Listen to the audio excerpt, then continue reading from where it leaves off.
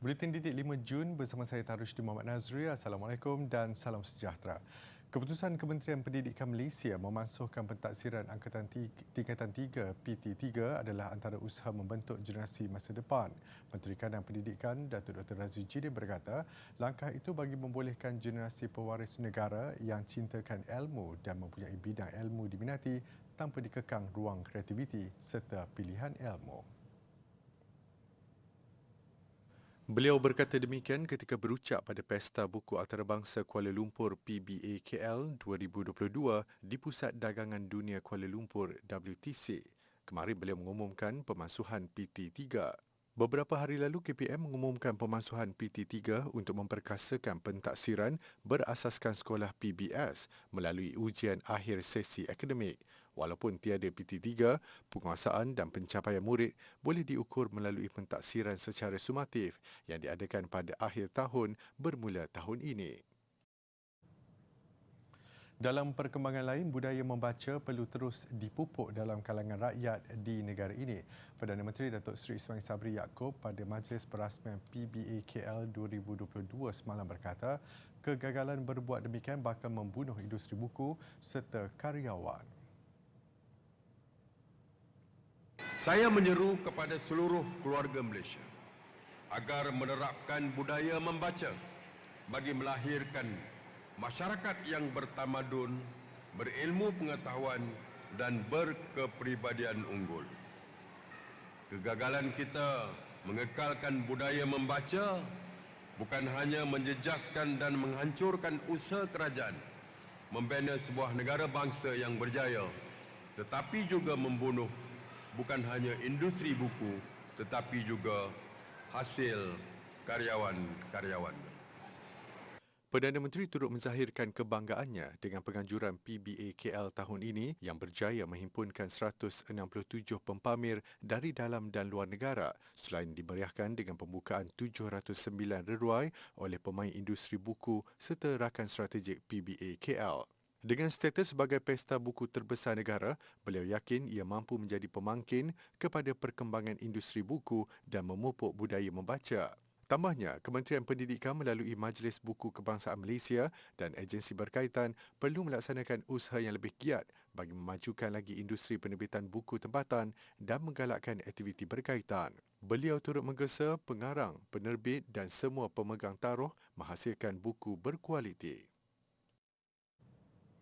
Kanak-kanak tidak fokus dalam pembelajaran kerana asyik dengan gadget bukanlah isu yang baru. Bagaimanapun pendedahan yang meluas tentang isu ini banyak menyedarkan ibu bapa kepelbagaian cara mendidik anak-anak.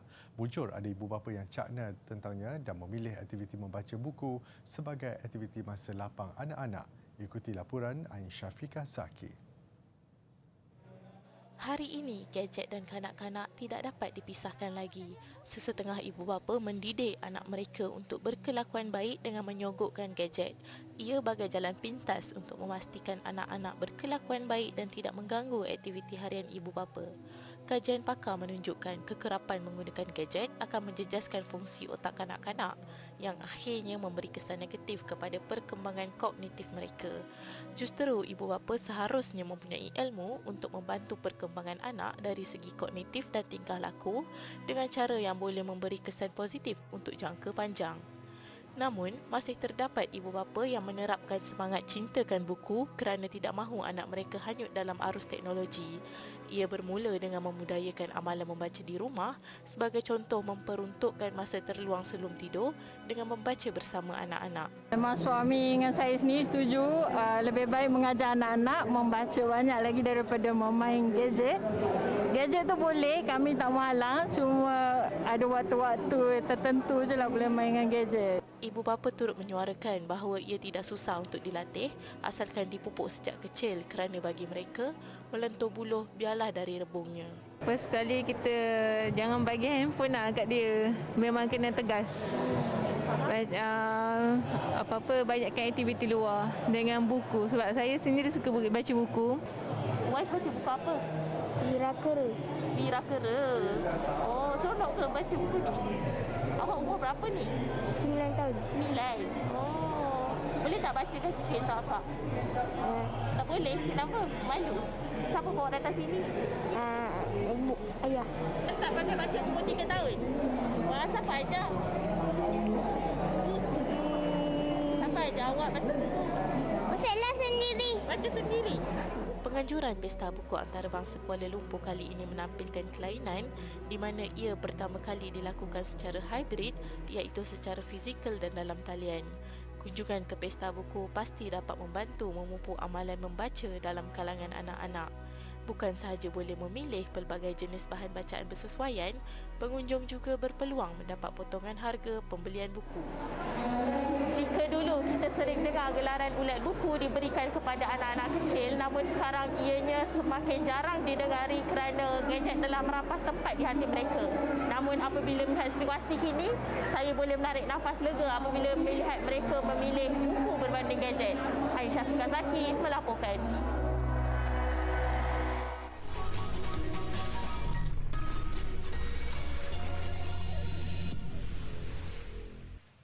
Bertemu kembali. Sukar untuk menarik pelajar meminati sesuatu subjek apatah lagi mata pelajaran seperti matematik atau sejarah yang selalu kedengaran rungutan mengenainya. Di sini letaknya peranan ibu bapa untuk menarik minat anak-anak dalam menguasai subjek berkenaan.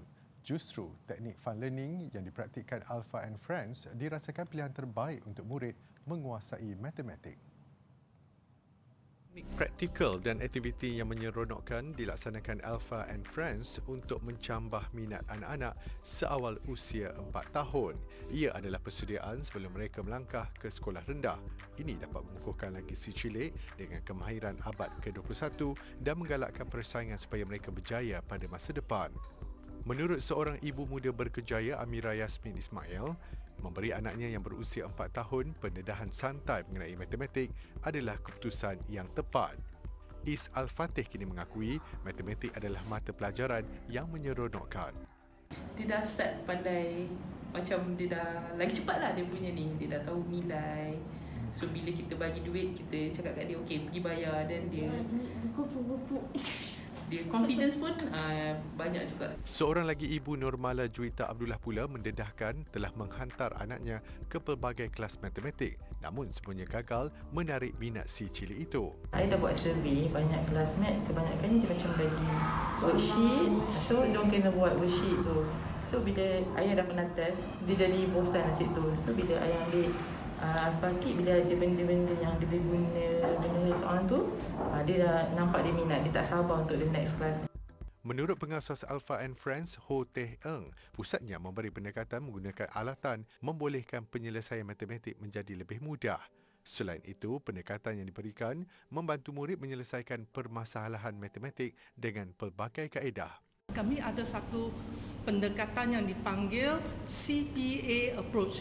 Maksudnya dari konkret kita ajar mereka macam mana mewakili masalah yang sangat abstrak ini dalam pictorial. Sebab kalau mereka boleh lukiskan gambar untuk mewakili masalah yang abstrak ini, mereka akan merasa lebih senang.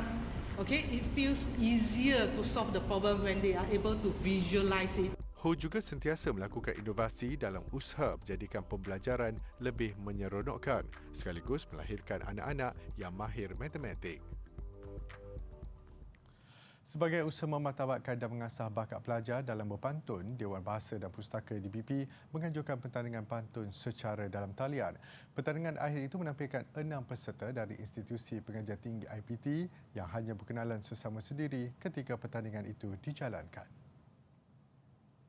10 saat untuk anda. Menurut moderator Datuk Chuari Selamat, menariknya pertandingan pantun kali ini adalah pada peraturannya, iaitu masa yang diberi ialah 100 saat bagi setiap pusingan. Pantun yang dibenarkan adalah jenis 4 kerat. Tak boleh lebih daripada 4 kerat. Ya? Kalau anda menjual pantun yang lebih dari 4 kerat, anda akan dikerat. Pantun mestilah 2 baris sembayang dan 2 baris maksud dalam bentuk pantun yang asli, ABAB. Masa yang dibenarkan bagi setiap peserta menghasiri pantun ialah 100 saat bagi setiap pusingan. Ini sesuatu yang agak berbeza daripada apa yang pernah saya alami. Selalunya sama ada 60 saat atau 90 saat. Tetapi ini diberi selama 100 saat. Pemenang tempat pertama Muhammad Hanif Haikal Kamaruzaman dari Institut Pendidikan Guru Kampus Darul Aman. Sebagai juara, Muhammad Hanif membawa pulang wang tunai RM1,000.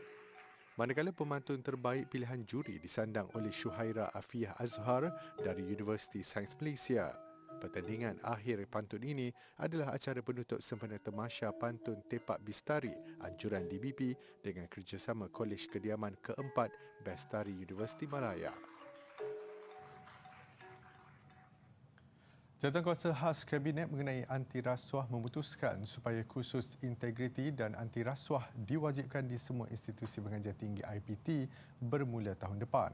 Timbalan Ketua Pesuruhjaya Pencegahan Suruhanjaya Pencegahan Rasuah Malaysia SPRM, Datuk Seri Nur Azlan Muhammad Razali berkata, kursus itu akan menjadi subjek yang sistematik dan berstruktur untuk pemahaman pelajar mengenai rasuah. Jelasnya, inisiatif itu membolehkan pelajar lebih peka dengan kesan rasuah yang bukan sahaja menjejaskan diri mereka tetapi juga negara. Kursus itu juga memberi pendedahan kepada penuntut supaya tidak meminta dan memberi rasuah kepada mana-mana pihak. Berdasarkan data terkini, 275 belia berusia lingkungan 18 hingga 30 tahun ditahan atas kesalahan rasuah sejak 2020 hingga semalam. Dalam tempoh sama, 151 belia dituduh di mahkamah melibatkan 11 orang berusia 18 hingga 23 tahun, manakala selebihnya berusia 24 hingga 30 tahun. 85 orang pula selesai perbicaraan serta didapati bersalah.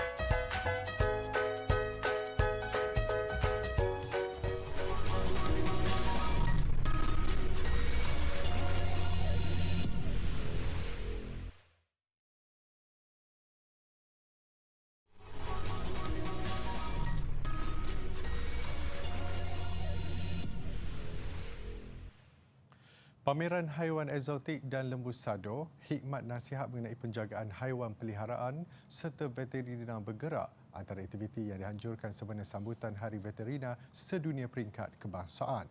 Orang ramai tidak melepaskan peluang menyertai sambutan itu yang berakhir hari ini di Taman Expo Pertanian Malaysia Serdang Maems. Pengunjung yang ditemui berkata sambutan ini memberi pendedahan kepada generasi muda menimba pengetahuan dan pengalaman melihat haiwan eksotik. Yang membuatkan saya rasa teruja nak datang bila kita nak tengok mesti banyak ternakan ataupun pameran-pameran hidup haiwan lah kat sini sebab kita nak bagi pendedahan juga pada anak-anak buah kat sini. So dekat sini kita boleh datang untuk macam klinik veterina, pengunjung boleh datanglah bawa haiwan dia. Untuk hari ini kita dia bagi kucing sajalah. Dekat sana boleh dapat khidmat nasihat kucing, vaksin, nak bagi ubat cacing dengan microchip. Pelbagai makanan berasaskan industri ternakan turut ditawarkan. Siapa yang biasa dibuat kat sini? Tengok haiwan, lepas tu pegang haiwan. Bagi makan. Adik datang daripada mana ni? Dari Johor. Hari Veterina Sedunia disambut pada Sabtu minggu ketiga bulan April setiap tahun. Namun dilewatkan atas pelbagai faktor. Tema sambutan tahun ini memperkasa daya tahan kualiti perkhidmatan veterina. Bosan tidak bersemangat. Itu keadaan kanak-kanak di Yarralin, kawasan pedalaman di wilayah utara Australia. Keadaan jalan dan fasiliti yang tidak elok turut dijadikan alasan untuk tidak ke sekolah. Namun semua itu berubah tahun lalu dengan kehadiran seorang guru. Cikgu Dennis Dean ditugaskan di Yarralin dan tiba di pekan itu setahun yang lalu. Dan disebabkan minatnya berbasikal, Dean turut membawa bersama medium pengangkutan itu. Siapa sangka basikal tersebut memberi keterujaan dan semangat baharu untuk anak-anak muridnya. Rode them morning, recess, lunch, even after school I allow them to ride them. So they soon fell in disrepair and I realised that I needed a new cohort of bikes. Dean kemudiannya memulakan kempen sumbangan di seluruh Australia dan pada Disember, 3 kontena basikal tiba dari Victoria. Kini bukan sahaja kanak-kanak menaiki basikal, tetapi seluruh komuniti diaralin. Manfaat terbesar sudah tentulah peratusan kehadiran murid di sekolah. Jika dahulu susah ke sekolah, kini mereka teruja untuk belajar, malah sampai lebih awal. My job is to try get 80% attendance. That's the goal, and this bike it's helping. If students had great attendance during the week and their behaviour was on par, then we would have a big bike ride on a Friday. So ever since we've started doing that, our attendance here at the school has been absolutely fantastic. Di sini, basikal bukan sahaja menjadi medium pengangkutan, tetapi juga alat menyatukan seluruh komuniti. Pelakon muda Iman Vellani menyifatkan siri terbaru Miss Marvel menyajikan keseimbangan budaya, agama, transisi usia dan aksi. Vellani 19 tahun berkata demikian ketika ditemui pada tayangan perdana Miss Marvel di Hollywood baru-baru ini. I think our show really does have a universal charm in the way it balances fan culture and religion and coming of age and action. You know, we really have a wide audience, and I hope fans are kind of able to relate to Kamala's story and high school. Kamala. Siri asal Disney terbaru ini mengisahkan Kamala Khan, remaja Amerika Muslim yang membesar di Jersey City. Seperti remaja lain, Kamala gemar bermain game dan meminati banyak kisah fiksyen, malah berangan mahu menjadi superhero. Hey, already? Really? Dia merasakan sukar menyesuaikan diri dengan persekitaran sehinggalah mendapat superpower seperti Adiwira yang menjadi pujaannya. Miss Marvel ditayangkan di platform penstreaman Disney Plus mulai 8 Jun.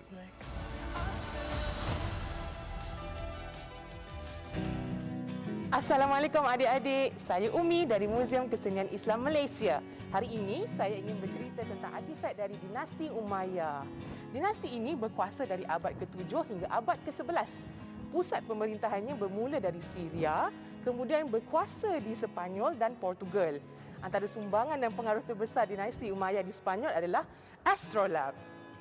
Astrolab merupakan salah satu instrumen yang digunakan untuk menentukan yang pertama, masa untuk siang dan malam, waktu matahari terbenam dan terbit, alat untuk mengesan kedudukan objek-objek di cakrawala dan pengembara Islam turut menggunakannya untuk menentukan waktu solat dan arah kiblat yang tepat. Astrolab ini mempunyai bahagian-bahagian yang boleh dipisah-pisahkan berdasarkan keperluan para pengembara. Pada abad inilah astronomi berkembang pesat dan menjadi perintis kepada ilmu dunia astronomi moden.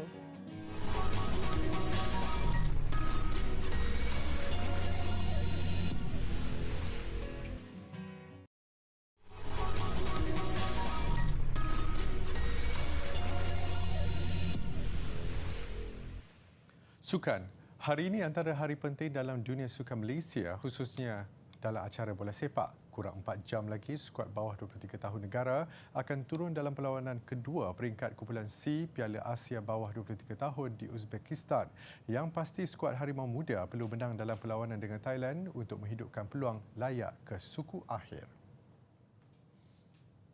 Untuk perlawanan esok, tak ada yang mustahil kan. Sebab kita pun kalahkan dia masa Sukan Seri itu.